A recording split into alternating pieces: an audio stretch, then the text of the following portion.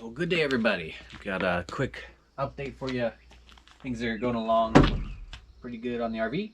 Slowed down a little bit because of some rain we've been getting. But I just finished up a project here, installed some windshield wiper sprayers and a reservoir, the tubing, wiring.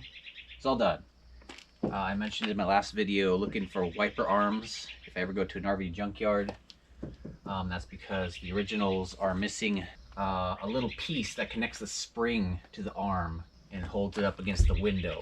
Connects the arm to the bracket. So a little piece is missing, that spring is no longer connected, and the spring on the other one is looking so rusted that I don't think it's going to last very long. It is in pretty poor condition. So I figured out that I can make wiper arms from rusty work. Ordered some new ones, modified them. I think they're gonna work pretty good. So those are going on next. I just need to run into town and get me some wiper blades, and then I can finish up this video and move on to the next thing, which is a whole bunch of things. I did some pressure washing. The front cap's all nice and clean now. I lost a whole bunch of paint.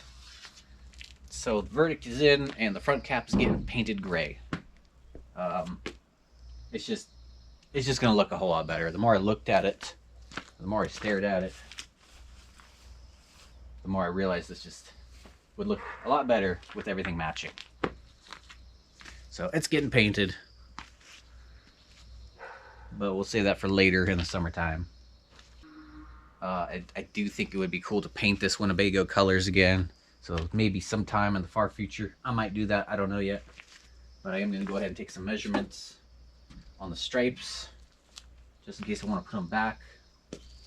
But for right now, it's just easier to paint everything gray.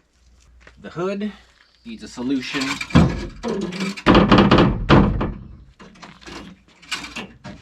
Takes a little bit of prying with a screwdriver or some kind of bar. Pop that out. I'm tired of it. So I think I'm just going to put a hood pin right in the center. I was thinking about putting them on the sides. I still might. It would look a lot better. So we'll see what I come up with there. Real quick before I forget again. Got a few helpers to thank. Thank you everybody for your support and helping out the channel. And keeping things going. Ollie S, Eric C, Daryl G, and John Paul W. Thank you all very much for your continued support of the channel. I appreciate you guys very much. Thank you for helping out with all the hardware store visits, getting parts. The RV helps out with the, well, you're helping out big time. Thank you so much for your support and for helping out patches. See, I got some pressure washing done. The paint on this lower stripe just came right off. It's all sticky now, so I don't know how paint's gonna want to stick to that. I mean, might be fine. Find out.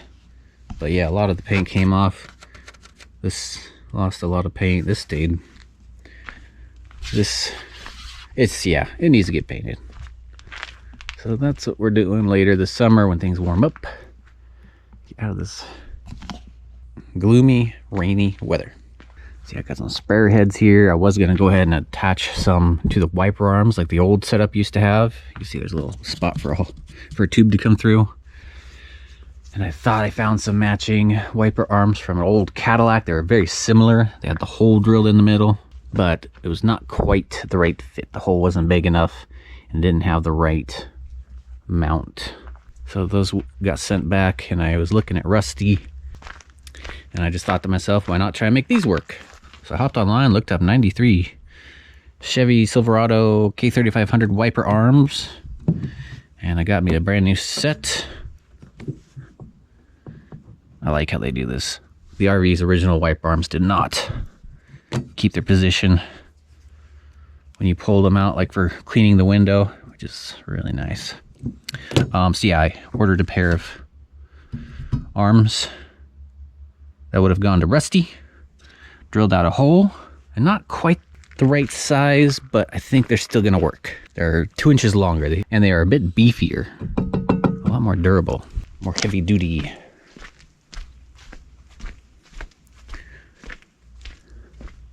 So that was kind of a fun process figuring that out. Not really. I ordered 3 different sets of windshield wiper arms, and finally decided on Rusties, since those work best. I misdrilled these. I drilled up here and forgot about the lip. There's like a lip under here from the body coming out, and there's no way to get my hand in there to put on the nut.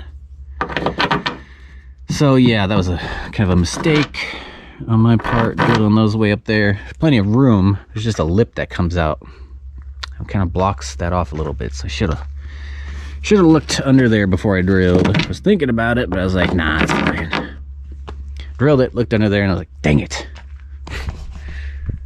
Oh well, I'm gonna cover those up. I'm gonna go to the hardware store later tomorrow and get me some of those smooth mushroom head bolts, whatever you call them.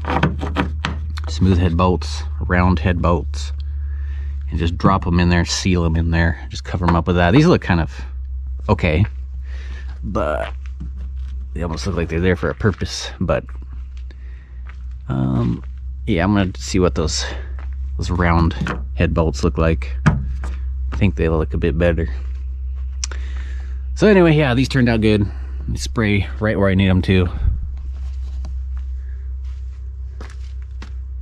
Added a reservoir, and yeah, real happy with the way that turned out. And I got the wiper arm situation figured out. I could just order the same ones that go to my truck, which is real handy. I did a bunch of research on these original 89 Winnebago Chevy P30, 1988 Chevy P30, 1989 Winnebago wiper arms, and I just ran into nothing but dead ends. Auto parts store was absolutely no help. So yeah, figured out a solution, and I'm real happy with all that. So paint at some point later. I'm gonna wait for the warmer weather to come. Gonna do a lot of other touch-up painting. Probably go ahead and give a full recoat. Gonna degrease, pressure wash, paint everything. Got a bunch of wiring. I got some extra wiring. I wanted some a bunch of 14 gauge. I'm running out of 14 gauge out of my stash. I have salvaged a lot, but there's a lot that's like too short of pieces, and I don't want to just spend all day soldering together or connecting, a bunch of wire with different colors. I could put a bunch of random colors together, but I wanted some properly color-coded wires for some of the things I'm doing. Got a bunch of connectors. I got some cable trays. They're meant for like server wiring management, cable management. I was talking about using conduit going down the middle, but I started thinking that there's a lot of wires that are probably going to end up in that conduit, and there might not be enough room. I was wondering how I was going to split the conduit off, like for where I want 12 volts running out to my vent fans. The largest conduit at the hardware store is like 3/4 inch, maybe. Yeah, I think 3/4 inch. So I could have done like a 4-way junction box, but they have larger 1 inch and even bigger conduit sizes. But the junction boxes for those, well, they either don't have them or they're massive. So that just wouldn't work. Not for what I'm trying to do anyway. 3/4 inch is just not big enough for everything to run for the main set of wires going all the way to the back for all the back lighting, vent fan, water pump, lighting. I just realized the conduit's probably not the best option. So I've got these 2-inch by 4-inch cable trays. I'm just gonna screw them to the ceiling with some cable clamps, some insulated cable clamps for a little vibration protection, kind of keep it from rattling around up against the ceiling. Or you could even probably just run screws up against each side of this with some washers and mount it just fine like that. Might do that. But yeah, so I'm just gonna run trays right up against the ceiling, and I can just fish wires in. There's plenty of room. I can add or remove wires. I can zip tie them good and secure. There'll be definitely some, I might use some wire loom to protect and organize the wires, though I don't really need protection. They're pretty protected in here. But just to organize, at least I might use some wire loom. But I might not, because eventually I'd like to just use some like thin tin, maybe some like roof flashing type stuff, and make caps or covers for these, and we'll cover them up with some, you know, some caps that I could just take on and off. But later down the road, this is just a quick solution to screw it onto the ceiling and have a way to put all my wires in one location and mount them. Good and secure, easy to add, remove, modify. So we got these to run down the center. They'll run off to the sides. You can use one of these to protect and secure the wiring, like the main battery cables for the inverter. Big, thick, heavy-duty cables. We'll put those around that for support and protection. So anyway, we got lots coming up. Stay tuned. Thank you all for watching. Things are moving along quite well, even with the rain. Pretty happy to get the wiper situation figured out.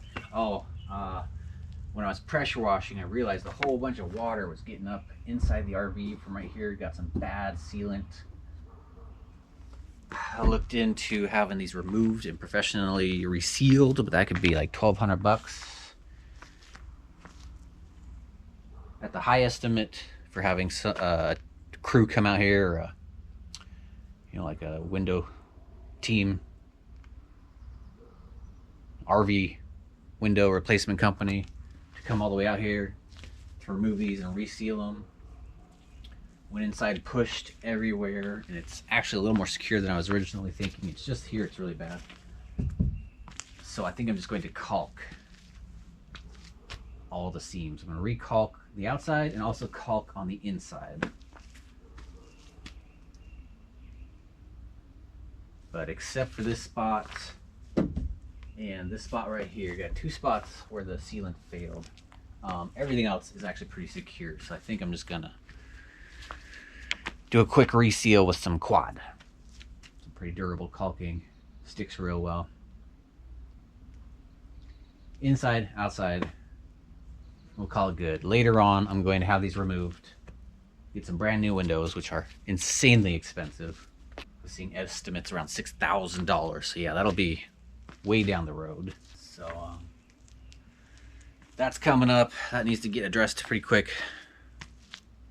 Don't want no leaky windows. But other than that, they're not too bad off.